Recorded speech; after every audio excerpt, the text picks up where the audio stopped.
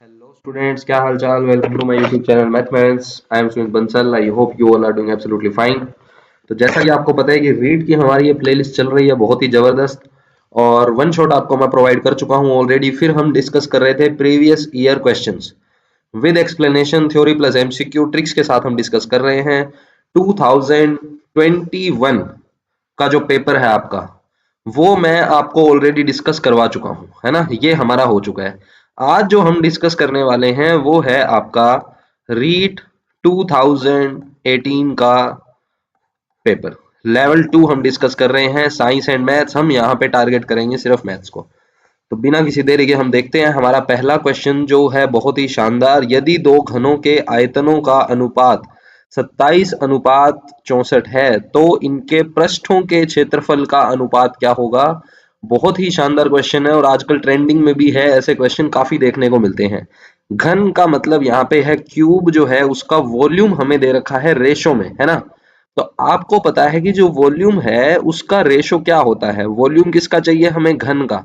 घन का फॉर्मूला होता है ए क्यूब। अब नीचे दूसरा हमारा घन है उसका भी ए क्यूब होगा। यहाँ पे A2 कर देते हैं, यहाँ A1 कर देते हैं, क्योंकि दोनों की साइड जो है वो अलग अलग होगी, है ना। अब यहाँ पे जो आयतन का रेशो है वो कितना है? 27/64 है। लेकिन मुझे एक बात बताओ, ये जो 27 है वो किसका क्यूब है? सर ये तो 3 का क्यूब है। 64 किसका क्यूब है? सर ये तो 4 का क्यूब है ना। A1 cube, A2 cube, 3 cube, 4 cube. क्या इसका मतलब ये नहीं हो गया क्या कि A1 बटा में A2 जो है वो आपका 3/4 हो जाएगा? क्या किसी को इस बात में कोई दिक्कत? हमने दोनों भुजाओं का रेशो जो है वो निकाल लिया, साइड्स का रेशो हमें मिल गया 3:4। लेकिन इसने साइड का नहीं पूछा, इसने पूछा है इसके क्षेत्रफल का अनुपात बताओ। तो क्षेत्रफल जो है वो क्या होता है घन का? घन का क्षेत्रफल होता है 6a²।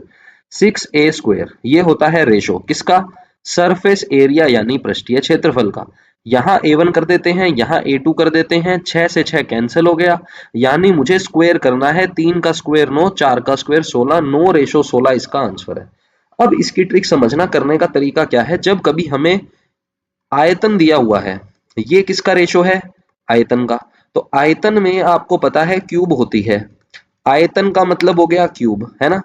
क्षेत्रफल की अगर हम बात करें तो वहां पे होता है स्क्वायर, यहां देखो स्क्वायर। और भुजाओं की बात करें तो घात क्या होती है? अगर भुजा हमसे पूछे, साइड पूछे, तो घात 1 कर देनी है।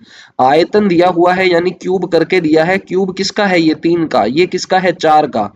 तो 3/4 उसकी भुजाओं का रेशो हो गया, अनुपात हो गया। हमसे किसका पूछा है? क्षेत्रफल का। क्षेत्रफल में मैंने बताया स्क्वायर कर देते हैं। 3 का स्क्वायर 9, 4 का स्क्वायर 16। तो डायरेक्ट भी इस तरीके का क्वेश्चन कर सकते हैं। जैसे मान लो आपको ये बोल दिया कि दोनों के पृष्ठीय क्षेत्रफल का रेशो है 16/25। तो बताओ आयतन का रेशो क्या होगा? या आपसे पूछ ले साइड्स का रेशो क्या होगा? तो मैं आपको डायरेक्ट इसका तरीका बता देता हूँ। अच्छा, साइड को हम A1 A2 से लिख देते हैं ना, क्योंकि S1 S2 तो क्षेत्रफल के लिए यूज किया है हमने। एस का मतलब यहाँ है सरफेस एरिया, क्षेत्रफल। तो क्षेत्रफल में सर आपने बताया था ये इसके क्षेत्रफल का रेशो है। क्षेत्रफल में आपने बताया था स्क्वायर होता है। तो ये किसका स्क्वायर है? ये 4 का स्क्वायर है। ये किसका स्क्वायर है? 5 का। तो भुजाओं का क्या हो जाएगा अनुपात? 4:5। वॉल्यूम का क्या हो जाएगा? 4 का क्यूब, यानी कि 64 हो जाएगा। क्या हो जाएगा? 64। 5 का क्यूब 125। तो इस तरीके से आप इस क्वेश्चन को करेंगे। बहुत ही आसान है, शानदार ट्रिक भी मैंने बता दी। अगला क्वेश्चन भी हमारा इसी चैप्टर से है। एक बेलनाकार खंबे के पृष्ठीय क्षेत्रफल को 264 वर्ग मीटर करके इसने निकाल के दे दिया और इसका आयतन भी बता दिया। कह रहा खंबे की ऊंचाई बताओ। खंबे की ऊंचाई बताओ। मुझे एक बात बताओ, शेप कैसी है हमारे पास? बेलनाकार। शेप कैसी है हमारे पास? बेलनाकार। तो बेलन का वक्र पृष्ठीय क्षेत्रफल, वक्र पृष्ठीय क्षेत्रफल होता है CSA, कर्व्ड सरफेस एरिया। तो वक्र पृष्ठीय क्षेत्रफल का जो फॉर्मूला है वो कितना है? 2πRh। कितना दे रखा है? 264 दे रखा है। इसका आयतन, बेलन का जो आयतन है वो उसका फॉर्मूला होता है πr²h। वो कितना दे रखा है? 1848 दे रखा है। बिल्कुल सही बात है। तो कह रहा खंबे की ऊंचाई बताओ, h बताओ। मुझे एक बात बताओ, यहाँ पे मुझे एक बात बताओ, अगर मैं इसमें 2πRh का भाग दे दूं तो इसमें किसका भाग देंगे? 264 का भाग देंगे सर। क्या इसमें कुछ कैंसिल हो रहा है? बिल्कुल कैंसिल हो रहा है सर। क्या h से h कैंसिल हो गया, r से स्क्वायर कैंसिल हो गया, पाई से पाई कैंसिल हो गया, r बटा में 2 बच गया। ये किससे कैंसिल होगा सर? ये भी कैंसिल हो रहा है। किससे? 4 से कर दो। 4 6 24, 2 कैरी, फिर 66। यहाँ भी ये 4 से कैंसिल करेंगे। 4 चौक 16, ये आ गई अपने पास 2 यहाँ पे हासिल, तो ये हो गया 6 और ये हो गया 2। ठीक है, इसको हम काट सकते हैं 11 से, तो ये आपका आ जाएगा 6, ये कितना आ जाएगा 4 और 2 42। तो ये कहने का मतलब आपका आ गया 7 आर की जो वैल्यू है वो आ जाएगी कितनी, अच्छा मीटर में है तो 14 मीटर अपने पास रेडियस आ गई किसकी, इस खंबे की। लेकिन हमें रेडियस नहीं चाहिए, हमें तो ऊंचाई चाहिए। तो मुझे बताओ, हमें क्वेश्चन में दे रखा था कि 2 पाई आर एच जो है वो ये है, पाई की वैल्यू बच्चे बच्चे को पता है, पाई 22/7 होती है ना। रेडियस कितनी है हमारे पास, 14 है। एच हमें नहीं पता, एच हमें निकालना है, बराबर में है 264, 7 से कैंसिल किया 2 आ गया, 22 से कैंसिल करेंगे, 22 से कम 22, 4 के या आ गया 12, 2 से इसको काट देंगे 3, यानी जो एच है वो हमारे पास आ गया 3 मीटर। यही हमारा आंसर है, नीचे एक्सप्लेनेशन भी मैंने दे रखी है, कोई दिक्कत नहीं है, सही चल रहा है सर आगे, ओके। अब चलो आगे, बहुत ही इजी सा क्वेश्चन है, लड्डू क्वेश्चन है बिल्कुल। एक कक्षा के 20 छात्रों ने गणित विषय में 100 अंकों में से क्रमशः निम्न अंक प्राप्त किए। ये उनको नंबर्स मिले हैं 100 में से, तो थोड़ी सी एवरेज क्लास है ये, नंबर इनके ठीक ठीक से हैं, है ना। तो कहने का मतलब क्या है, इसका वर्गीकृत बारंबारता सारणी क्या होगी, इसका हमें सारणी बनानी है।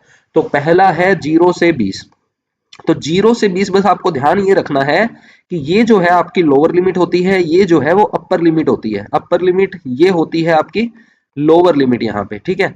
0 से 20 जब कभी लिखा जाता है इसको बोलते हैं ऊपरी सीमा, अपर लिमिट। 0 को बोला जाता है लोअर लिमिट यानी कि निम्न सीमा। इन दोनों के बीच में कौन आएगा, 10 आएगा, 10 को बोला जाता है मिड पॉइंट। क्या बोला जाता है इसको, मिड पॉइंट बोला जाता है। क्या बोला जाता है इसको, मिड पॉइंट, ध्यान रखना, ठीक है ना। अब मुझे एक बात बताओ, इन दोनों में जो अंतर है वो कितने का है, 20 का है, उसको बोला जाता है वर्ग अंतराल। क्या बोला जाता है, वर्ग अंतराल बोला जाता है। तो ये सारी चीजें भी आपको याद रखनी है। बस इसमें बात क्या होती है कि जब 0 से 20 और 20 से 40 आप देखते हो, तो मुझे एक बात बताओ, 20 किस में शामिल होगा, 20 इसमें इंक्लूड करोगे या इसमें इंक्लूड करोगे, इसमें इंक्लूड होगा, 20 इसमें इंक्लूड नहीं होगा। इसमें 0 से 19 आएगा, इसमें 20 से 39 आएगा, इसमें 40 से 59 आएगा। तो कहने का मतलब ये जो ऊपरी सीमा है ये इंक्लूड नहीं होती है, ऊपरी सीमा जो है वो इंक्लूड नहीं होती है, किसी भी इंटरवल में इंक्लूड नहीं होती है जब हमारा ये 40 से 40 पे जाता है, ठीक है ना। इस बात का आपको ध्यान रखना है। कभी कभी इंटरवल ऐसे भी होता है, कभी कभी इंटरवल जो है वो आपका ऐसे भी होता है। इस केस में यहाँ 20 के बाद 21 से स्टार्ट हो रहा है, तो 20 इस केस में यहाँ इंक्लूड हो जाएगा, क्योंकि यहाँ वो इंक्लूड नहीं हो सकता, ठीक है ना। इस चीज का भी ध्यान रखना है। तो अगर ऐसा इंटरवल आए तो ये करना, जिसको असतत बोलते हैं, ये आपका सतत है, कंटिन्यूअस है, ये डिसकंटिन्यूअस है। डिसकंटिन्यूअस को कंटिन्यूअस बना सकते हैं, वो एक अलग चीज है, उसको एक बार छोड़ते हैं यहाँ पे। अब मुझे बताओ, 0 से 20 के बीच में मुझे 0 से 19 चेक करना है, किस किस में आ रहा है, कितनी बार आ रहा है। तो है कोई ऐसा नंबर, एक नंबर मिल गया, ये हो गए 2, फिर ये हो गया 3, फिर ये हो गया 4, 4 ही नंबर आ रहे हैं। तो 0 से 20 में तो 4 सभी में दे रखा है, इसमें नहीं दे रखा, तो ये तो गलत हो गया क्योंकि यहाँ 4 नहीं है। उसके बाद 5 दे रखा है 20 से 40, तो 20 से 40 चेक करते हैं, 20 से 40, 20 से 40 एक आ गया ये अपना, 40 से छोटा एक ये आ गया, और बताओ 40 से छोटा, 40 से छोटा एक ये मिल गया, एक अपने को ये मिल गया, एक ये मिल गया, और कहीं है क्या, और नहीं है सर। तो 1 2 3 4 5, 5 आने चाहिए, तो 5 इसमें है, इसमें नहीं है, तो ये गलत हो गया, इसमें भी है। अब 40 से 60, इसमें भी 6 है, इसमें भी 6 है, तो मैं चेक नहीं करूंगा, मैं चेक कर लेता हूँ 60 से 80 वाला, ठीक है ना। 60 से 80 वाला चेक कर लेते हैं तो हमें पता चल जाएगा। अब 60 से 80 किस में आ रहा है, 60 से 80, तो ये तो 60 से छोटा हो गया, इसको नहीं लेंगे। 60 से बड़ा नंबर और 80 से छोटा, तो एक नंबर तो ये आ गया, 60 से बड़ा 80 से छोटा, 60 से बड़ा 80 से छोटा, तो ये दोनों आ गए बस। तो 1 2 3, 3 ही ऐसे नंबर हैं, 3 ही ऐसे नंबर हैं, यानी कि ऑप्शन बी जो है हमारा यहाँ पे करेक्ट होगा। ओह सॉरी सॉरी सॉरी, ये तो हमारा पहले ही गलत हो गया था ना, ये तो पहले ही गलत हो गया था, इसकी हम बात कर रहे थे।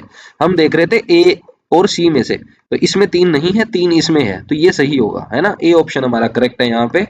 तो ये बात आई होप सबको समझ में आ गई होगी। नेक्स्ट क्वेश्चन हम देखते हैं। नेक्स्ट क्वेश्चन बहुत ही शानदार क्वेश्चन है, पहले देख लेते हैं दिशा निर्देश क्या दिए हैं। क्वेश्चन नंबर है हमारा ये 30 93 94, 94 नंबर क्वेश्चन है ये, 94 नंबर क्वेश्चन है। अच्छा 94 और 5 एक साथ दे दिया, 94 5 के लिए ये दिशा निर्देश है, इसको पढ़ लेते हैं क्या कह रहा है। एक कक्षा है, कक्षा 6, उसकी परीक्षा में हिंदी, अंग्रेजी और गणित और विज्ञान विषयों में प्राप्त अंकों का विवरण नीचे दिए गए लेखाचित्र में दिया गया है। इन विषयों में सीमा द्वारा प्राप्त सभी अंकों का योग 480 है। मतलब जो टोटल अपने को दे रखा है, टोटल जो हमें दे रखा है, टोटल टोटल क्या है इसका, सभी अंकों का योग कितना है, 480 है। कुल कितना होता है एंगल, 360 डिग्री कंप्लीट एंगल बोलते हैं जिसको। 360 का मतलब यहाँ 480 है, तो 1 डिग्री का मतलब क्या हो जाएगा, 480 बटा 360 हो जाएगा, कोई संशय इसमें नहीं है। कह रहा है कि सीमा ने गणित में कितने अंक प्राप्त किए। गणित कहाँ है, यहाँ पे है। कितने अंक प्राप्त किए कैसे पता चलेगा, 93 डिग्री चाहिए। 1 डिग्री का मान मुझे पता है, मुझे 93 निकालना है, तो मैं क्या करूंगा, इसको 93 से गुना कर दूंगा। इसको क्या हम 3 से काट सकते हैं, बिल्कुल काट सकते हैं सर, कोई दिक्कत नहीं है। 3 से काट दो, ये आ गया आपका 31, ये आ गया आपका 12, 120। ये कट जाएगा आपका 4, 4 का 31 से गुना करोगे 124, ऑप्शन में है ऑप्शन डी करेक्ट। बिल्कुल ही लड्डू सा क्वेश्चन है, ज्यादा डिटेल में जाने की जरूरत नहीं है, टाइम वेस्ट इस पे नहीं करेंगे। 95 नंबर क्वेश्चन को भी इसी से हमें आंसर करना है। क्या कहना चाह रहा है ये, सीमा ने हिंदी में अंग्रेजी की तुलना में कितने अधिक अंक प्राप्त किए। हिंदी में अंग्रेजी की तुलना में, अंग्रेजी में है 72 डिग्री, हिंदी में है 108 डिग्री, तो कितने डिग्री ज्यादा है। सबसे पहले तो इसमें डिग्री बताओ, सबसे पहले तो मुझे डिग्री बताओ कितना ज्यादा हो गया, 36 डिग्री ज्यादा हो गया। 36 डिग्री ज्यादा हो गया ना, 108 में से 72 माइनस कर दो, तो 36 डिग्री जो है वो अधिक है। लेकिन उसने डिग्री नहीं पूछा, उसने तो अंक पूछे हैं। मुझे पता है 1 डिग्री में 480 बटा 60 है, 1 डिग्री में 480 बटा 360 है, तो 36 डिग्री में क्या होगा, 36 से गुना कर देंगे। ये आ गया 10, जीरो से जीरो कैंसिल, 48 हमारा उत्तर आ गया, यानी ऑप्शन बी हमारा यहाँ पे करेक्ट है। 48 है हमारा। इस प्रश्न में बोनस दिया गया था उस टाइम पे, क्यों दिया गया था मुझे नहीं पता, शायद ये ऑप्शन उसमें इंक्लूड नहीं किया होगा इन्होंने, तो यहाँ पे जो है 48 ही हमारा सही उत्तर है। ठीक है, 96 नंबर क्वेश्चन। अब देखो ये हमारे टीचिंग मेथड के जो 10 क्वेश्चन आते हैं ना, वो स्टार्ट हो गए हैं बहुत ही शानदार तरीके से, जैसे आपको लास्ट टाइम बताया था वैसे ही इसमें बताऊंगा। क्या कह रहा है इस क्वेश्चन में देखते हैं, साथ साथ में आपको एक्सप्लेन करता जाऊंगा जो जो चीजें बताने की होंगी। कह रहा है कि निम्नलिखित में से कक्षा में गणित शिक्षण के उद्देश्यों की सटीक विशेषता कौन सी नहीं है। कौन सी नहीं है, विशेषता नहीं है गणित के उद्देश्य की। तो पहला है जीवन से संबंधित होना चाहिए, बिल्कुल सही बात है, गणित जो है वो जीवन से संबंधित तो होना ही चाहिए, तो ये तो उसकी विशेषता हो गई। इसने पूछा है कौन सी नहीं है, व्यवहारिक पदों में होना चाहिए, बिल्कुल व्यवहारिक होना चाहिए, उसको आप अपनी लाइफ में यूज कर सकते हो। उसको ऐसा नहीं है कि जो चीज आपने पढ़ी उसका यूज ही नहीं कर सकते। तो गणित हम इसीलिए कर रहे हैं कि उसका रियल लाइफ में एप्लीकेशन क्या है, ठीक है ना, उसको व्यवहार में ला सकते हैं, नहीं ला सकते। 2021 के पेपर में भी ऐसा प्रश्न हमने देखा था, व्यवहार से जो आया था। परीक्षण योग्य होने चाहिए, तो वो तो सही बात है। मैथ्स में जो भी हमने शिक्षण किया है उसका उद्देश्य क्या है, हमारा उद्देश्य, उसकी विशेषता ये है ना कि परीक्षण योग्य होना चाहिए, वो बिल्कुल सही बात है। विशिष्ट होने चाहिए, बिल्कुल सही बात है, विशिष्ट, ये तो सारे ही सही हो गए। फिर इसने पूछा है कौन सी विशेषता नहीं है, ये तो सारे ही सही है। और इसीलिए देखो आप, इसमें बोनस दिया है उसने, ठीक है ना, जब ये पेपर आया था उसमें बोनस दिया है, किसी भी उत्तर को सही नहीं माना, क्योंकि ये चारों तो उसकी विशेषताएं हैं। ये चारों तो उसकी विशेषताएं हो गई, उसने पूछा है कौन सी विशेषता नहीं है, ठीक है ना। अब अगला प्रश्न देखते हैं क्या हमें यहाँ कह रहा है। यदि एक विद्यार्थी अलग अलग परीक्षकों से गणित के परीक्षण में 80 में से 42 अंक समान रूप से प्राप्त करता है, तब यह परीक्षण की कौन सी विशेषता को दर्शाता है। बहुत ही शानदार क्वेश्चन है। मैंने आपको बताया था इस कॉन्सेप्ट से ना, ये वस्तुनिष्ठता, वैधता, साध्यता, वैधता, इससे 100% एक क्वेश्चन फिक्स है, हर बार आता ही आता है, ठीक है ना। तो आप इस चीज को ध्यान से समझ लो, मैंने आपको इसमें क्या क्या चीजें बताई थी, थोड़ा सा हम रिकॉल करते हैं, ठीक है। मैंने आपको पहले वाले पेपर में भी बताया था। तो एक होता है, सबसे ऊपर हमारे पास होती है वस्तुनिष्ठता। वस्तुनिष्ठता के बाद हमने पढ़ा था वैधता, कि जो पेपर है वो आपका वैलिड होना चाहिए, वैधता होनी चाहिए उसमें, ठीक है ना। उसके बाद हमने पढ़ा था विश्वसनीयता। क्या पढ़ा था हमने, विश्वसनीयता। विश्वसनीयता के बाद हमने डिस्कस किया था व्यवहारिकता। क्या डिस्कस किया था हमने, व्यवहारिकता। उसके बाद हमने पढ़ा था व्यापकता। क्या पढ़ा था हमने, व्यापकता। उसके बाद हमने पढ़ा था विभेदकारी, की जो परीक्षा है उसकी विशेषता हमने पढ़ी थी कि उसमें विभेदीकारिता होनी चाहिए। उसके बाद हमने पढ़ा था निदानात्मक वो होना चाहिए। और लास्ट हमने पढ़ा था सरलता। क्या पढ़ा था हमने, सरलता। तो ये चीज क्रम है जो आपको मोस्ट इंपोर्टेंट है। 100% क्वेश्चन यहाँ से एक फंसता है, दो आ जाए तो कोई बड़ी बात नहीं है। बाय वन समझते हैं। वस्तुनिष्ठता यानी ऑब्जेक्टिविटी से हमारा मतलब है कि किसी प्रश्न का एक ही उत्तर होगा, एक ही उत्तर होगा, यानी कोई भी स्टूडेंट कोई भी स्टूडेंट से आप उस क्वेश्चन को पूछो जिसको उसका उत्तर पता है, तो सभी उसका सेम ही जवाब देंगे। उसको बोलते हैं उसकी वस्तुनिष्ठता, है ना, कि एक ही उत्तर होगा, एक से ज्यादा उत्तर नहीं हो सकते कि कोई तो बी बता रहा है कोई सी बता रहा है, ऐसा नहीं है। जैसे ऑब्जेक्टिव क्वेश्चन में जो आंसर होता है वो एक ही होता है ना।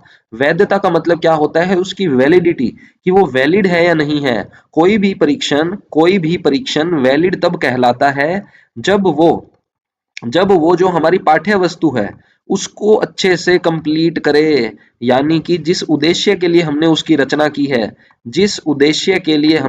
रचना की है वो हमारा फुलफिल होना चाहिए। इसको बोलते हैं परीक्षा वैध है। ऐसे नहीं कि क्लास 10th का पेपर है 12th का दे दिया, रीट प्री का एग्जाम देने जा रहे हैं उसमें पूछ रहे हैं कि भाई साहब फर्स्ट ग्रेड का कोई लेवल का क्वेश्चन, तो ऐसा नहीं है, फिर वो वैलिड नहीं रहेगा, ठीक है ना। विश्वसनीयता का मतलब होता है रिलायबिलिटी, यानी कि आप उसको बार बार अगर रीचेक करवाओगे, किसी टीचर ने 2 नंबर दिए हैं तो दूसरा टीचर भी उसमें 2 ही नंबर देगा। लेकिन लॉन्ग आंसर टाइप जो क्वेश्चन होते हैं उसमें ऐसा नहीं होता, हर टीचर अपने हिसाब से मार्किंग करता है अपने पोटेंशियल पे। तो लॉन्ग आंसर टाइप जो क्वेश्चन होते हैं उनके अंदर ये चीज नहीं होती, कौन सी, विश्वसनीयता का थोड़ा सा वहां कमी देखी जाती है। बट एमसीक्यू क्वेश्चन में वो विश्वसनीय होते हैं, हर टीचर सेम मार्क्स देता है। व्यवहारिकता का मतलब है कोई परीक्षण ऐसा नहीं कर दो, कोई टेस्ट ऐसा नहीं रख दो जो हमारे लिए व्यवहारिक ही नहीं है, ठीक है ना। जैसे मान लो ज्योग्राफी का आपको कोई टेस्ट लेना है, उसके अंदर कोई चीज आप ऐसी पूछ रहे हो जो ऑन पेपर आप नहीं समझा सकते, प्रैक्टिकल की चीज पूछ रहे हो, तो वो व्यवहारिक नहीं रहेगा फिर, है ना। उसके लिए प्रैक्टिकल अलग से कंडक्ट करवाते हैं। व्यापकता का मतलब क्या होता है यहाँ पे, कि कंप्लीट जो पाठ्यक्रम है हमारा, पाठ्यक्रम वाली चीज हमने यहाँ भी डिस्कस करी थी, बट यहाँ पे हमारा मतलब होता है कि उसका उद्देश्य पूरा होना चाहिए। व्यापकता का मतलब है कि कंप्लीट सिलेबस आप कवर कर रहे हो। ऐसे नहीं कि मान लो एनुअल एग्जाम आपको लेना है सारा सिलेबस, जैसे आपका रीट का एग्जाम दोगे, तो अगर मान लो मैथ्स के पेपर में सिर्फ लॉस प्रॉफिट के ऊपर ही 10 क्वेश्चन पूछ ले और 3-4 ऐसे टॉपिक है जो छोड़ दे, टच ही ना करे, तो फिर वो व्यापकता नहीं रहेगी। सब चीजें उसको टच करनी चाहिए, तब वो व्यापक होता है। कि सारे कॉन्सेप्ट आपने पूछ लिए तब वो व्यापक होता है, ठीक है ना। विभेदकारी का मतलब क्या होता है, कि जो स्टूडेंट हमारे टॉपर्स हैं, जो स्टूडेंट हमारे स्लो लर्नर हैं, वीक स्टूडेंट हम यहाँ वर्ड यूज नहीं करते, हम कहते हैं स्लो लर्नर्स जो हैं हमारे, उनके बीच में हमें डिफरेंस पता चल जाए कि कौन सा बच्चा हमारा टॉपर है, कौन सा स्लो लर्नर है, सो दैट हम उस बच्चे को भी थोड़ा आगे बढ़ा सकें। तो उसको बोलते हैं कि परीक्षण विभेदकारी है। निदानात्मक का मतलब होता है डायग्नोस्टिक परीक्षण।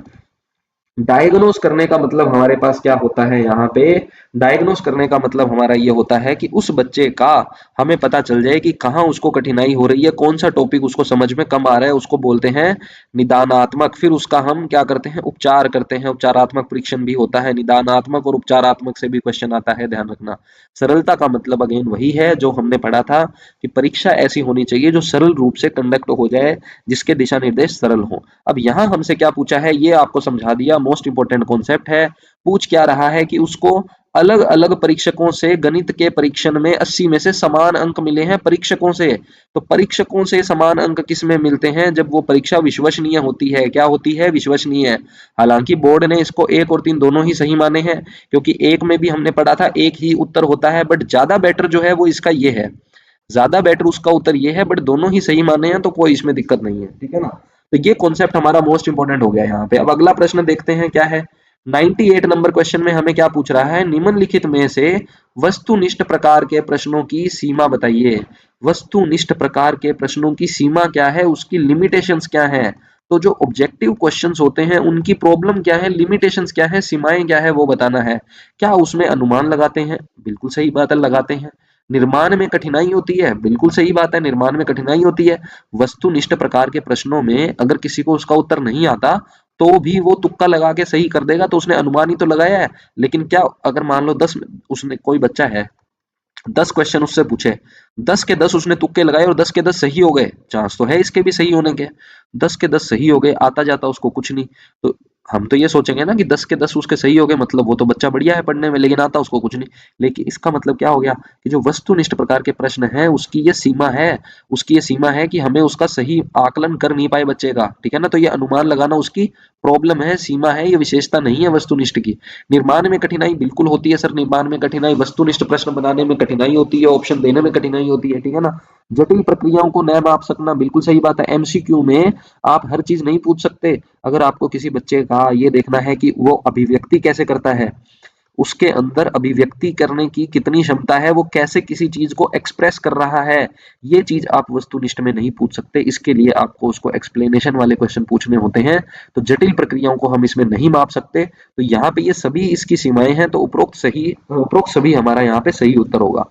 अगला प्रश्न हमारा क्या है 99 में, निम्नांकित में से कौन सी शिक्षण विधि को औपचारिक कक्षा व्यवस्था में नहीं प्रयोग किया जा सकता?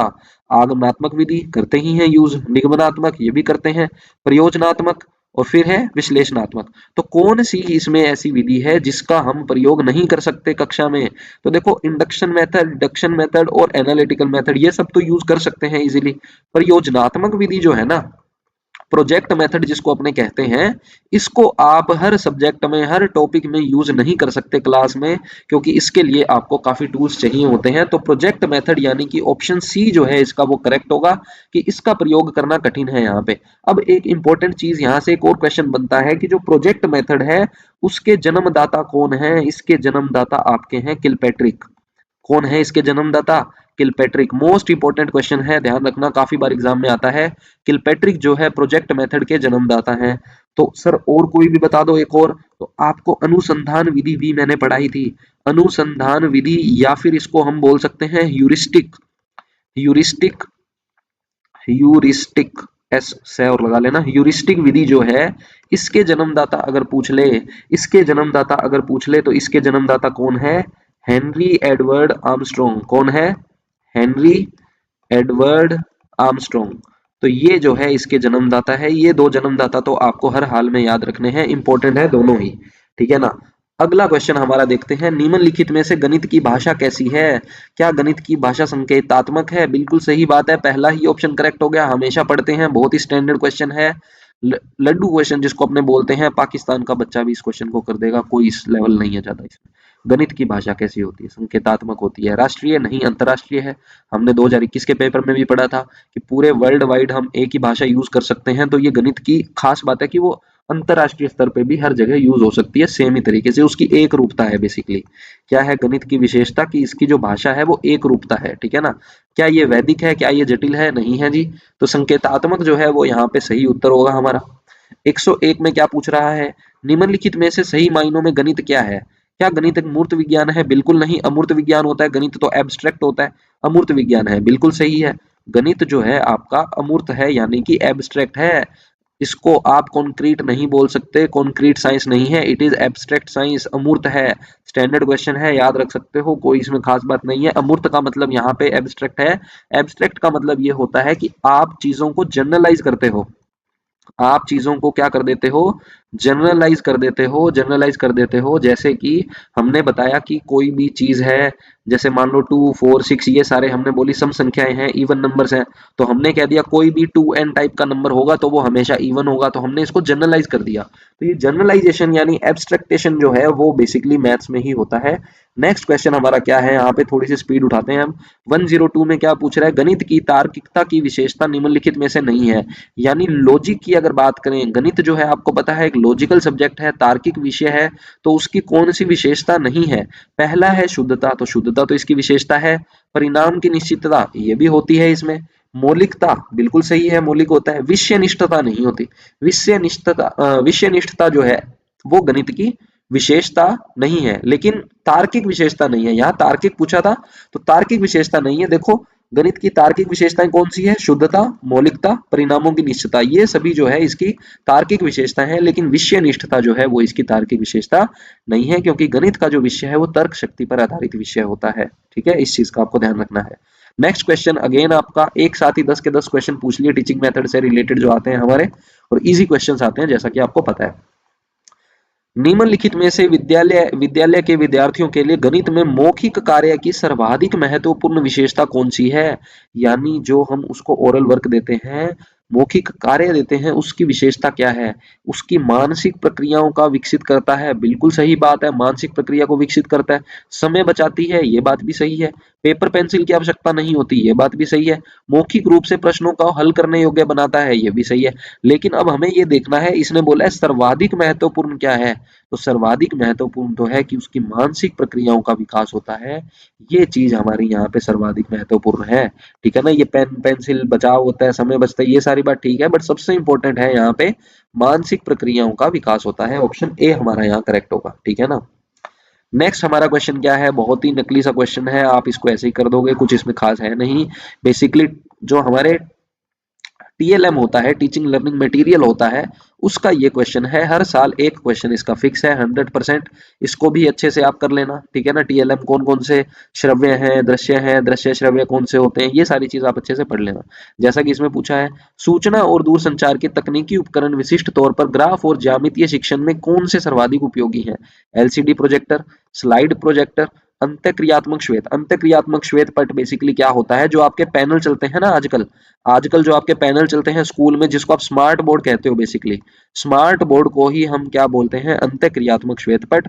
और आपको पता है इन स्मार्ट बोर्ड की हेल्प से हम क्या कर सकते हैं, ग्राफ्स और ज्योमेट्री जो है उसको इंटरेस्टिंग तरीके से, यानी हमें अगर 3D कुछ दिखाना है, 2D भी अगर हमें ज्योमेट्री समझानी है, ग्राफिकल हमें चीजें समझानी है, तो सबसे विशिष्ट तौर पर सर्वाधिक उपयोगी उपकरण कौन सा होगा, स्मार्ट बोर्ड होगा। तो ऑप्शन सी हमारा यहाँ पे करेक्ट होगा। ठीक है। लास्ट क्वेश्चन है हमारा टीचिंग लर्निंग मेथड का। ठीक है, टीचिंग मेथड का बेसिकली लास्ट क्वेश्चन है, उसके बाद फिर मैथ्स के क्वेश्चन स्टार्ट हो जाएंगे, 10 क्वेश्चन आगे। तो देखते हैं क्या है इसके अंदर। पूछ रहा है हमसे, क्या पूछ रहा है, विद्यालय में ज्यामितीय पढ़ानी है, ज्योमेट्री, उसके लिए संश्लेषणात्मक विधि का प्रयोग निम्नलिखित में से किसके पश्चात किया जाना चाहिए? तो आपको मैंने बताया था, जब कभी हम ज्योमेट्री की बात करें यानी ज्यामिति की बात करें, तो ज्यामिति पढ़ाने के लिए सबसे पहले हम क्या करते हैं, एनालिटिकल मेथड का यूज करते हैं। एनालिटिकल के बाद हम सिंथेटिक मेथड का यूज करते हैं। अब मुझे एक बात बताओ, एनालिटिकल मेथड का मतलब क्या होता है? विश्लेषण विधि का हम यूज करते हैं, बाद में संश्लेषण यूज होता है। विश्लेषण का मतलब ये होता है कि किसी एक चीज को आपने विश्लेषण करना है, तो आपने टुकड़ों में उसको बांट दिया, आपने उसको छोटे छोटे टुकड़ों में बांट दिया, यानी आप उसका एनालिसिस कर रहे हो, एनालिटिकल मेथड यूज कर रहे हो। फिर संश्लेषण में क्या होता है कि ये जो सारी चीजें हमने निकाली है, इन सबको हम कंक्लूड करके एक जनरल, हमारे जो लास्ट हमारा रिक्वायर्ड सॉल्यूशन है, उस पर पहुंचते हैं। तो यहां से यहां जाने के लिए हमने क्या यूज किया, एनालिटिकल मेथड यूज किया। यहां से यहां जाने में हमने सिंथेटिक मेथड यूज किया। तो ये कह रहे हैं सिंथेटिक से पहले, सिंथेटिक के क्या कह रहा है, सिंथेटिक विधि का प्रयोग निम्नलिखित में किसके पश्चात किया जाना चाहिए? तो पहले क्या होगा, विश्लेषण होगा, बाद में संश्लेषण होगा, यानी ऑप्शन सी हमारा यहाँ पे करेक्ट है। ठीक है। नेक्स्ट क्वेश्चन बहुत ही शानदार क्वेश्चन है, बहुत ही शानदार क्वेश्चन है, मेरे दिल के थोड़ा सा ये करीब है। क्यों है? क्योंकि मैंने जब आपको चैप्टर पढ़ाया था वर्ग एंड वर्गमूल वाला, आई थिंक वीडियो 4 थी वो, उसके अंदर मैंने आपको बहुत ही शानदार ये क्वेश्चन बताया था। सबसे पहले हमें इसको हल करना है। √3 हम नहीं जान सकते क्योंकि ये परफेक्ट स्क्वायर नहीं है। तो सबसे पहले मुझे निकालना है 84 प्लस 18 √3 क्या होता है। मैंने आपको बताया था, बीच में प्लस हमने देख लिया, तो मैं यूज करूंगा a² plus b² plus 2ab। क्या होता है ये? सर ये होता है a प्लस बी का होल स्क्वायर। मतलब ये जो हमें दे रखा है वो ये चीज दे रखी है, इससे मुझे ये बनाना है, क्योंकि रूट को मुझे स्क्वायर से हटाना है। अब ये हटता कैसे है, मैंने आपको एक इसका तरीका बताया था कि ये जो रूट वाली है वैल्यू, उसको 2ab के साथ इक्वल कर देना। तो 2ab अगर इक्वल हो गया 18b के साथ, तो 2 से 18 कैंसिल हो गया, ये आ गया आपका 9√3, किसकी वैल्यू आ गई ab। मतलब क्या है, a का जो मान है वो 9 हो गया, b का मान जो है यहाँ से, a का मान 9 हो गया, b का मान √3 हो गया। अच्छा ये तो हो गया, अब इसको मैच करते हैं। a का स्क्वायर प्लस b का स्क्वायर क्या होगा, a का स्क्वायर यानी 9 का स्क्वायर 81, √3 का स्क्वायर 3, कितना आ गया, 84 आ गया। यहाँ पे भी 84 है, यानी इसको आप लिख सकते हो a प्लस बी का होल स्क्वायर। a कौन है, 9 है, b कौन है, √3 है, इसका स्क्वायर, स्क्वायर से रूट हट गया। यानी कि ये जो अपना क्वेश्चन है, माइनस का √3 प्लस, प्लस में क्या था, ये था, इस पूरे की जगह पे मैं क्या लिख सकता हूँ, इस पूरे की जगह पे मैं लिख सकता हूँ 9 प्लस √3। आ रही है ना बात समझ में? इससे ये कैंसिल हो गया। 9 का रूट बच्चे बच्चे को पता है 3 होता है, बच्चे बच्चे को पता है 9 का रूट 3 होता है। अच्छा एक और यहाँ पे मोस्ट इंपॉर्टेंट चीज बता देता हूँ, √9 कभी +-3 नहीं होता, किसी को वहम हो कि ऐसा होता है तो नहीं होता। √9 केवल +3 होता है। इसी प्रकार से √16 हमेशा +4 होता है, √4 हमेशा 2 होता है, +-2 नहीं होता, नहीं होता, नहीं होता। किसी दिन पूछ लिया तो फंस जाओगे, ध्यान रखना। ठीक है। नेक्स्ट क्वेश्चन अपना देखते हैं। तो ये मैंने बता दिया। 107 नंबर क्वेश्चन भी अच्छा क्वेश्चन है, घातांक वाले टॉपिक से ये क्वेश्चन है। क्या पूछ रहा है हमसे, k का मान पूछ रहा है। 4 की घात 95 कॉमन ले रखा है, तो इन तीनों में से मैं कॉमन ले सकता हूँ 4 की घात 95, 97 यहाँ पे है तो 4 की घात 2 बच जाएगी। माइनस में 4 की घात 96 है, 95 कॉमन लिया है, 1 बच जाएगा। 95 कॉमन ले लिया, यहाँ पे 1 बच गया, कोई दिक्कत नहीं है। अच्छा, अब 4 का घात होती है 4 का स्क्वायर हो गया 16 माइनस 4 प्लस 1 यानी 17 माइनस 4 आ जाएगा आपका 13। 13 आ जाएगा 4 की power 95 equals to k into 4 to the power 95। हमने कैंसिल कर दिया, k का मान हमारा 13 आ गया। ऑप्शन सी हमारा करेक्ट है। नेक्स्ट क्वेश्चन देखते हैं 108 नंबर में क्या कह रहा है। 5a square plus 15a minus 6b minus का 2ab के गुणनखंड करो। तो गुणनखंड करने भी आपको मैंने सिखाए थे, बहुत ही आसान है। इन दोनों में क्या कॉमन है सर, 5a कॉमन है। 5a कॉमन लिया तो a स्क्वायर में से a बच गया, 15a में से 5a कॉमन लिया सर 3 बच गया। आपने कहा था सर जो यहाँ होता है वही आगे लिख देना, चुप करके सर लिख दिया। a हमने लिखा है, लेकिन यहाँ a के अलावा कौन बचा है, माइनस का 2b बचा है, तो वो लिख दो। माइनस के 2b का a से गुना किया, माइनस का 2ab, माइनस के 2b का 3 से गुना किया, माइनस का 6ab, बन गया ना दोनों, ठीक है। अब इन दोनों में क्या कॉमन है सर, a प्लस 3 कॉमन है। बचेगा क्या, बचेगा सर 5a माइनस का 2b, 5a माइनस का 2b। तो ऑप्शन हमारा कौन सा करेक्ट हो गया इसमें, ऑप्शन डी करेक्ट हो गया, ठीक है। 109 नंबर क्वेश्चन देखो, मैंने आपको बोला था जो मेन 5 आपको वीडियो दिए है ना मैंने, वन शॉट जो दिए हैं बड़े बड़े टॉपिक के, 10 क्वेश्चन तो उसी में से तैयार हो जाएंगे। 10 क्वेश्चन तो उसी में से तैयार हो जाएंगे, और जो हमारे टीचिंग मेथड है उसके भी 10 क्वेश्चन आपके गलत नहीं होंगे, जिसने मेरे सारे पीवाईक्यू देख लिए। 20 क्वेश्चन तो हर हाल में तुम्हारे सही है, और थोड़ा बहुत भी तुमने पढ़ा है तो 30 में से 30 तुम मार दोगे, मुझे पता है। इजी सा पेपर आता है, ज्यादा कुछ इसमें रॉकेट साइंस नहीं है, ठीक है ना। आगे देखो क्या है क्वेश्चन हमारा, क्या है, 1/8। 8 क्या होता है जी, 2 का क्यूब होता है। 1000 किसका क्यूब होता है जी, 10 का क्यूब होता है। 2/10 का क्यूब लिख दिया, लेकिन यहाँ पे ये लिखा हुआ है सर, इसका मतलब आपने बताया था 1/3 होता है क्या, बिल्कुल। 3 से 3 काट दो, 10 चला जाएगा सर ऊपर, क्योंकि आपने समझाया था जब कभी ऐसा कुछ दे रखा हो तो ये जाता है ऊपर और ये आता है नीचे, है ना। तो 1 के बटा में 1 है, 10 चला जाएगा इस 1 के पास, ये 1 आ जाएगा 2 के पास। तो 10/2 का मतलब सर 5 होता है। तो 5 तो मेरे पास ये आ गया, तो ये दो ऑप्शन तो गलत ही हो गए, बचे ये दोनों, है ना। क्योंकि 5 में तो कुछ जोड़ना है, क्या जोड़ना है, 3 से इसको काटो, 3 चिक 18, 3 चौक 12, 64 की घात 1/3 करनी है, क्यूब रूट है ना, देखो यहाँ पे भी 64 क्या होता है सर, 4 का क्यूब होता है। घात करनी है 1/3, बच क्या गया 4, 5 plus 4 9, option A correct. Option A जो है हमारा यहाँ करेक्ट हो जाएगा। 110 नंबर क्वेश्चन में क्या पूछ रहा है, यदि 2x माइनस 3y 79 है, x प्लस 6y 47 है, तो x माइनस y क्या होगा। मुझे एक बात बताओ, 2x माइनस 3y कितना है, 79 है। मुझे ये लिखना है, तो x को सेम बना लेते हैं, इसको मैं 2 से गुना कर देता हूँ, दोनों साइड, 2 से गुना कर देता हूँ, जिसको हम विलोपन विधि बेसिकली कहते हैं। x का 2 से गुना किया 2x, x का 6 से गुना किया 12y, है ना। x का 47 से गुना किया 4 और 9, कोई दिक्कत नहीं है। अब हम इसको घटा देंगे, माइनस माइनस होता है प्लस, माइनस का 15y, माइनस प्लस होता है माइनस, इसको घटाएंगे तो ये अपना आ जाएगा कितना, ये आ जाएगा आपका 80 14 15 माइनस का, माइनस 15 से माइनस 15 कैंसिल, y का जो मान है वो 1 आ गया, y का जो मान है 1 आ गया। इसमें पुट कर देते हैं x प्लस 6y, y की जगह लिख दिया 1, ये बन गया x प्लस 6 बराबर में 47, 6 को इसमें से माइनस कर देंगे, x का मान आ गया 41। मुझे पूछा है x माइनस वाई, क्या पूछा है क्वेश्चन में, x माइनस वाई, x है 41, y है 1, तो उत्तर आ गया हमारा 40, यानी ऑप्शन ए करेक्ट होगा। आखिरी 10 क्वेश्चन बचे हैं, ये भी कर लेते हैं, इजी इजी क्वेश्चन है। कह रहा है कि ये बताओ क्या होगा, ये किसके बराबर है, ये किसके बराबर है। तो मुझे एक बात बताओ, a प्लस बी का whole square, a plus B का होल स्क्वायर माइनस में 60x है, इसको एक बार गोली मारो, इसको एक बार हटाओ। मुझे एक बात बताओ, a प्लस बी का होल स्क्वायर, क्या हमें पता है a प्लस बी का होल स्क्वायर, बिल्कुल सर, ये होता है sir a square plus B square plus 2ab। a कौन है 3x, b कौन है 5, तो हल करते हैं इसको। कैसे हल करेंगे सर, सबसे पहले a का स्क्वायर प्लस, फिर करते हैं b का स्क्वायर प्लस 2ab और माइनस का 60x, ये हो गया अपना 9x स्क्वायर, ये हो गया अपना 25, ये हो गया 6 गुना 5 30x, माइनस का आ गया 60x, तो प्लस माइनस माइनस का 30x, plus minus minus, minus का 30x बच गया।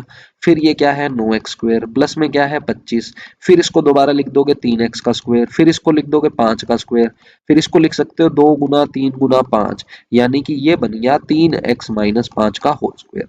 ए square plus B square minus 2ab, यानी ये बन गया ऑप्शन बी करेक्ट है। सर कोई इजी तरीका नहीं है क्या? कोई इजी तरीका नहीं है क्या? बिल्कुल है, ट्रिक बताता हूँ एक। जब कभी ऐसे क्वेश्चन आए ना, जब कभी ऐसे क्वेश्चन आए तो इसकी करने की एक बहुत शानदार ट्रिक बताता हूँ, ध्यान से समझना। मैं आपको क्या कह रहा हूँ कि अगर मान लो मैं इसमें कुछ पुट कर दूं, मैं कह रहा हूँ x को 0 कर दो। यहाँ x को 0 किया तो ये पूरा 0 हो गया। 5 का स्क्वायर क्या होता है 25, यहाँ 0 रखा तो 0 इंटू 60 0, यानी 0 रखने पे इसका मान कितना आया 25 आया। ध्यान से समझना, इसके अंदर अगर मैंने 0 रखा तो 0 इसमें जब मैंने रखा तो 0 रखने पे मान मेरे पास क्या आया 25 आया। तो इन ऑप्शंस में भी जब मैं 0 रखूंगा तो आना क्या चाहिए 25 आना चाहिए। इसमें 0 रखो 10 का स्क्वायर 100 गलत, 0 रखो 12 का स्क्वायर 144 गलत, 0 रखो माइनस 5 का स्क्वायर 25 यानी कि ये सही है, 0 रखो 12 का स्क्वायर 144 गलत है। तो इस तरीके से कर सकते हो, 0 पुट कर लिया करो एक्स को, या कुछ 1 2 3 जो तुम्हें अच्छा लगे। ठीक है। 80 का कितना प्रतिशत 80 है? बताओ अब। ठीक है ना, मैंने तुम्हें बोला था कि ये जो लॉस, प्रॉफिट, एसआई, सीआई, ठीक है ना, परसेंटेज, रेशो, इनके जो क्वेश्चन आते हैं ना वो टफ नहीं आते। ये कोई एसएससी का एग्जाम नहीं है, ये कोई बैंकिंग का एग्जाम नहीं है जो अच्छे लेवल के क्वेश्चन आते हैं। ये 6 to 8 को पढ़ाना है आपको, तो ये क्वेश्चन ज्यादा नहीं आते टफ। 80 का कितने प्रतिशत 80 होता है? अरे 100% ही होता है। 80 का कितने प्रतिशत 80 होगा? 80 का x प्रतिशत 80 है, x को ये लिख दिया, 80 से 80 कट गया, x का मान 100 आ गया। 80 का 80% बिल्कुल 100 होगा, कोई दिक्कत ही नहीं है, हल्का क्वेश्चन है। एक टेलीविजन विक्रेता ने 9600 रुपए की दर से 2 टेलीविजन बेचे। 9600 रुपए की दर से बेचे हैं उसने, इंपॉर्टेंट बात। उसमें से उसने एक टेलीविजन पर इतना लाभ कमाया, दूसरे पर इतनी हानि हुई, तो इस सौदे में कितनी लाभ अथवा हानि हुई? तो कुछ मेरे जैसे होशियार बच्चे क्या करेंगे, कहेंगे सर 20% प्रॉफिट है 20% लॉस है, अमाउंट सेम है, तो ना तो लाभ और ना ही हानि। तो ये हो जाएगा गलत बेटा, ऐसे नहीं करना, तरीके से क्वेश्चन होता है। मुझे एक बात बताओ, कि इस बंदे ने बेचा कितने में है? बेचा कितने में है? विक्रय मूल्य कितना है? 9600 रुपए है। पहले लाभ देखते हैं। लाभ हुआ है उसको 20%। कितने प्रतिशत लाभ हुआ है? 20%। तो 20% लाभ हुआ है इतने रुपए में बेचने पर, तो उसने खरीदा कितने में था? ये कैसे पता चलेगा? मान लो x रुपए में खरीदा था, प्रॉफिट हुआ है 20%, यानी कि 120/100 बराबर में है 9600। ऐसे ही करते हैं, आपने बताया था सर प्रॉफिट में जोड़ देते हैं और हानि में घटा देते हैं। हानि कितनी हुई है? हानि उसको हुई है हानि उसको कितनी हुई है? हानि उसको हुई है 20% की। तो हानि का मतलब है सर x गुना 80/100, क्योंकि 20 घटा दिया, तो भी उसने कितने में बेचा? 9600 में। कहने का मतलब यह है, जब उसने पहले टीवी को 9600 में बेचा तो उसको फायदा हुआ, दूसरे टीवी को 9600 में बेचा तो उसको घाटा हुआ। तो यहाँ पे उसने खरीदा कितने में था? पहले टीवी को उसने कितने में खरीदा था? 0 से ये 0 काट दो, 12 से ये काट दो, 10 का कर दो इधर गुना, तो 8000 रुपए में उसने खरीदा था और बेचा है 9600 में, तो उसको 20% का फायदा हो गया। यहाँ उसने कितने में खरीदा था वो देखते हैं, 0 से 0 काट दो, 8 से ये काट दो, 12,000 आ गया, यानी कि 12,000 रुपए में उसने ये टीवी खरीदा था, बेचा है 9600 में, यानी उसको घाटा हुआ है 20% का। अच्छा, ये टीवी 8000 में खरीदा, ये टीवी 12,000 में खरीदा, कुल उसने कितने पैसे लगाए? उसने सर 20,000 रुपए लगाए। कुल कितने रुपए लगाए? 20,000 रुपए में उसने क्रय किए 2 टीवी, खरीदे ना उसने 2 टीवी 20,000 रुपए में, ठीक है। और उसने बेचा कितने में है? 9600 में एक बेचा है सर, 9600 में एक बेचा है, तो दो कितने में बेचेगा? 9600 को 2 से गुना कर देना, यानी 19,200 रुपए में उसने बेचा है। ये उसने बेचा है, तो लाभ होगा या हानि होगी? बच्चे बच्चे को पता है सर हानि हुई है। कितने रुपए की हानि हुई है? 800 रुपए की हानि हुई है। तो सबसे पहले तो इसमें हानि वाला एक ही ऑप्शन है, तो सी करेक्ट हो गया। बट जिसको ये नहीं पता कि 4% कैसे आएगा, तो उसने 20,000 रुपए लगाए, 20,000 का कितना प्रतिशत 800 रुपए होगा? बताओ, 20,000 का कितना प्रतिशत 800 रुपए होगा? 4% होगा। 2 को भाग दे दो 8 से, 4%। ठीक है, ऐसे समझ लेना। अगला क्वेश्चन देखते हैं, 114 नंबर। बस अब तो हो गए, 7 क्वेश्चन ही बचे हैं। एक क्षेत्र में एक लक्ष्य को 6 मजदूर 16 दिन में, देखो 2016 में भी आया था, 2021 में भी आया था ये क्वेश्चन, 2021 में भी आया था, 2018 में भी आया है, दोबारा छप जाए तो कोई बड़ी बात नहीं है। वर्क एंड टाइम का क्वेश्चन, 6 मजदूर 16 दिन में काम करते हैं, तो कुल काम कितना हुआ? कुल काम कितना हुआ? 6 मजदूर 16 दिन में काम करते हैं तो इतना काम हुआ। अच्छा, 4 दिन में पूरा करना है तो कितने मजदूर लगेंगे? 24 मजदूर लगेंगे। है कुछ इस क्वेश्चन में? कुछ भी नहीं है सर, बहुत ईजी है, एमडीएस लगा देते हैं, खत्म। बताया हुआ है तुम्हें कैसे करते हैं। नेक्स्ट क्वेश्चन देखो, 115 नंबर, अगेन लॉस प्रॉफिट का क्वेश्चन है, एसआईसीआई का क्वेश्चन है, सॉरी, ये भी मैंने आपको समझा रखे हैं, उस वीडियो को देख लेना। यदि किसी धन का 8% की दर से 5 वर्ष में साधारण ब्याज 640 रुपए है तो मूलधन क्या होगा? यदि किसी धन का धन क्या होता है हमारा? PRT/100। पी कितना है नहीं पता, रेट कितना है 8%, कितने साल हैं 5 बटा में 100 बराबर में ब्याज कितना है 640। सोल्व करेंगे, 8 से काटा इसको 80, 5 से काटा हमने 16, 16 इंटू 100, 1600 रुपए। तो 1600 रुपए हमारे पास क्या आ गया? मूलधन आ गया। अगला क्वेश्चन देखो, 116 क्या कह रहा है, शानदार क्वेश्चन है। एक विश्वविद्यालय में आने वाले विद्यार्थियों में प्रति वर्ष 10% की वृद्धि का लक्ष्य रखा गया है। प्रति वर्ष वृद्धि हो रही है 10% की। यदि वर्ष 2016 में 1500 बच्चे थे तो 2018 में पूर्ति होने पर लक्ष्य की कितने विद्यार्थी होंगे? तो कितने साल हुए? 16 से 18 जाने में 2 साल, तो 2 साल में कितने बच्चे बढ़ेंगे? अब यहाँ क्वेश्चन है कि ये एसआई का क्वेश्चन है कि सीआई का क्वेश्चन है, ध्यान से समझो। प्रति वर्ष 10% बढ़ रहे हैं। 2016 में 1500 बच्चे थे, 1500 का 10% कितना होता है हमारे पास? 150 बच्चे होते हैं। तो कहने का मतलब पहले 2016 से 2017 में जब हम गए तो 150 बच्चे बढ़ गए, यानी कि 1650 बच्चे हो गए। अब जो 10% बढ़ेगा वो इसका 10% बढ़ेगा, ना कि 1500 का 10% बढ़ेगा। तो ये बेसिकली सीआई का क्वेश्चन बन गया है ना। तो 2018 में कितना होगा? इसका 10% और जोड़ दो, इसका 10% 165 होगा, 5 1 8 यानी कि 1815 हमारा हो जाएगा। जिनको ऐसे नहीं समझ में आया डायरेक्ट ट्रिक के साथ, वो क्या करना, ये फॉर्मूला लगा लेना। फॉर्मूला क्या होता है? फॉर्मूला एसआई का ये होता है, पी हमें दे रखा है, आर हमें दे रखा है 110, 110 सोल्व करेंगे 1815। कोई दिक्कत नहीं है, हल्का सा क्वेश्चन था, चलो फटाफट करते हैं खत्म। 117 नंबर में क्या कह रहा है? 117 नंबर क्वेश्चन में कह रहा है नीचे दिए गए चित्र में त्रिभुज की सर्वांग समता बताओ। अच्छा, त्रिभुज की सर्वांग समता कौन कौन सी होती है? एस होती है, एंगल साइड एंगल होता है, साइड साइड साइड होता है, RHS होता है, समकोण कर्ण हाइपोटेन्यूज राइट एंगल और एक साइड मिल जाए, एंगल साइड एंगल मिल जाए, साइड एंगल साइड मिल जाए, या तीनों साइड बराबर मिल जाए। इसमें क्या है? ये साइड इसके इक्वल, ये कोण इसके इक्वल, ये कोण इसके इक्वल, तो साइड एंगल साइड, यानी कि भुजा कोण भुजा, sorry sorry sorry sorry sorry, गलत बोल दिया मैंने गलत बोल दिया यहाँ पे। ये हमारा कोण है, एंगल है ये क्या है? एंगल, ये है साइड और ये भी एंगल। तो एंगल साइड एंगल, ये तो साइड साइड साइड है, ये आरएचएस है। भुजा कौन भुजा एस एस गलत है, कौन भुजा कौन ये सही है। चौथा ऑप्शन जो है हमारा यहाँ पे सही है, कौन भुजा कौन नियम इसमें लग रहा है, एंगल साइड एंगल, ठीक है। अगला क्वेश्चन बहुत ही शानदार क्वेश्चन है, बहुत ही शानदार क्वेश्चन है। क्या पूछ रहा है?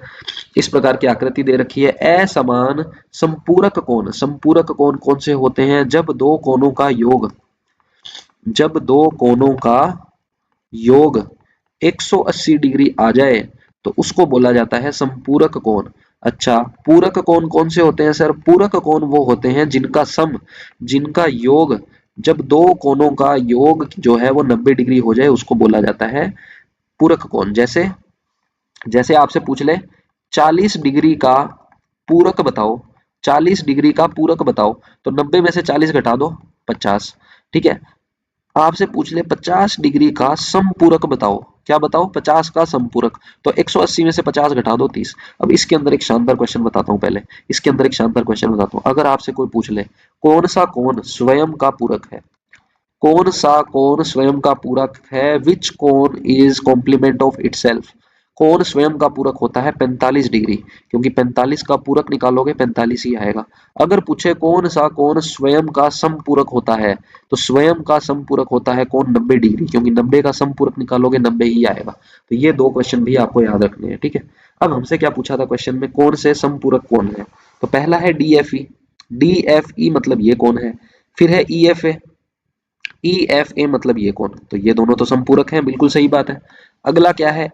AFB, AFB यानी ये वाला कौन, BFD, बी एफ डी यानी ये पूरा कौन, तो ये दोनों भी समपूरक है, मतलब पहला ही ऑप्शन करेक्ट हो गया, बाकी गलत हो जाएंगे। कैसे गलत हो जाएंगे, एक चेक करवा देता हूं तुम्हें। डी एफ ई कहाँ पे है, डी एफ ई को ध्यान से देखना, ये है डी, ये है एफ, ये है ई, यानी वो इस कोण की बात कर रहा है, ठीक है।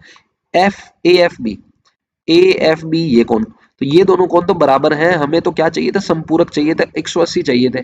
जैसे ये ग्रीन वाला और ये ग्रीन वाला, इन दोनों को जोड़ोगे तो 180 आएगा। क्यों आएगा, क्योंकि सरल रेखा 180 होती है, यहाँ भी सरल रेखा बन रही थी 180, तो हमारा जो ऑप्शन ए है ना वो ही यहाँ पे करेक्ट होगा, ठीक है। बाकी आप चेक करोगे गलत ही आएगा, वो एक समझा भी दिया मैंने। अगला क्वेश्चन क्या है, एक समलंब चतुर्भुज की दो समांतर भुजाएं 10 सेंटीमीटर और 16 है, क्षेत्रफल दे रखा है, ऊंचाई बताओ। बिल्कुल ही अच्छा क्वेश्चन है, हल्का बोल सकते हैं। समलंब चतुर्भुज कुछ कुछ ऐसा होता है। समलंब चतुर्भुज की हमें क्या दे रखी है, समांतर भुजाएं, ये दोनों समांतर हैं, एक है 10, एक है 16। क्या इसकी ऊंचाई हमें पता है, नहीं पता। क्या इसका क्षेत्रफल पता है, सर पता है। क्षेत्रफल का तो सर आपने एक फॉर्मूला बताया था, क्या फॉर्मूला बताया था क्षेत्रफल का, 1/2 भुजाओं का योग, भुजाओं का योग गुना में ऊंचाई। अच्छा, भुजाओं के योग से मेरा मतलब है यहाँ समांतर भुजाएं, जो समांतर भुजाएं होती है उनका योग करते हैं। क्षेत्रफल कितना है, 78, 1/2 भुजाओं का योग, 16 और 10 26 गुना में h, 13, 13 को इससे काट दो, h की वैल्यू आ गई 6, तो 6 सेंटीमीटर जो है इसकी ऊंचाई हो जाएगी। तो हमारा यहाँ पे ऑप्शन हो जाएगा कौन सा करेक्ट, ऑप्शन सी करेक्ट हो जाएगा। अगला क्वेश्चन देखते हैं, 120 नंबर, लास्ट क्वेश्चन हमारा इस पेपर का। 56 सेंटीमीटर व्यास वाले किसी वृत्त के आधे भाग की परिधि क्या होगी, वृत्त है, वृत्त का आधा भाग ऐसा ही होगा ना, तो इसकी परिधि क्या है, पूरे वृत्त की परिधि क्या होती है, 2πr, आधे वृत्त की यहाँ पे क्या हो गई, πr। अच्छा, अगर कभी अर्धवृत्त का क्षेत्रफल परिधि पूछ ली जाए, अर्ध वृत्त का परिमाप पूछ लिया जाए, क्या पूछ लिया जाए, परिमाप, तो अर्धवृत्त से मतलब होता है आधा वृत्त, इस तरीके से। यहाँ पे अगर परिमाप पूछे तो ये, जैसे पहले ये समझो, ये क्या है 2πr, तो ये क्या हो गया, इतना सा πr। तो अर्धवृत्त का परिमाप पूछेगा तो πr नहीं होगा, उसमें ये व्यास भी जोड़ना पड़ेगा 2r, r plus are 2r। तो अर्धवृत्त का परिमाप अगर पूछे तो पाई आर प्लस 2r हो जाएगा, लेकिन ये कह रहे हैं एक आधे वृत्त है, उसकी परिधि क्या होगी, आधे भाग की परिधि, ठीक है ना। तो आधा भाग तो ये होगा, तो परिधि उसकी हो जाएगी पाई आर। पाई का मतलब होता है 22/7, आर का मतलब होता है रेडियस, व्यास 56 है तो आर हो गया 28, आधा हो गया। 4 को 28 22 से गुना करेंगे 88, यानी ऑप्शन बी हमारा करेक्ट हो गया। इतने ही हमारे क्वेश्चन है, आगे ये कोशिकांग, क्रिस्टी, ये सब आपका आ गया साइंस। तो आई होप आपको ये वीडियो अच्छी लगी होगी। अगर वीडियो अच्छी लगी हो, अगर आपको वीडियो अच्छी लगी हो तो आपको क्या करना है, इस वीडियो को लाइक करना है, इस वीडियो को कमेंट करना है, बढ़िया सा एक कमेंट करके बता देना कि सर बढ़िया लगा, कॉन्सेप्ट कुछ नया सीखा। अगर कुछ न्यू सीखने को मिला तो भी मुझे बताना। इस वीडियो को शेयर कर देना, ये मत सोचना कि मैं इतनी बढ़िया वीडियो है किसी दोस्त को शेयर करूंगा तो उसके ज्यादा नंबर आ जाएंगे, ऐसा आपको नहीं सोचना, ठीक है ना। क्योंकि ये आपका प्री एग्जाम है, सिर्फ आपको क्वालिफाई करना है, कोई दिक्कत इसमें ऐसी नहीं है। तो बढ़िया आपको लगी वीडियो, 2018 का पेपर हमने कर लिया, 2021 का पेपर हमने कर लिया। नेक्स्ट वीडियो जो है, नेक्स्ट वीडियो में हम क्या लेकर आएंगे आपके लिए, नेक्स्ट वीडियो में हम आपके लेके आएंगे 2000 कब 15 में हुआ था ना, 15 में हुआ था, किस में हुआ था पेपर, देखने दो मुझे, मेरे पास है तो सही डेटा। हाँ जी, 15 में हुआ था, 21 18 15 12 11। तो अभी हमें 18 का कर लिया, अब हमें करना है किसका, 15 का पेपर करना है, ठीक है ना। तो 15 का पेपर हम नेक्स्ट में करते हैं, उसके बाद 11 12 का करेंगे। तो मिलते हैं नेक्स्ट वीडियो में, ओके।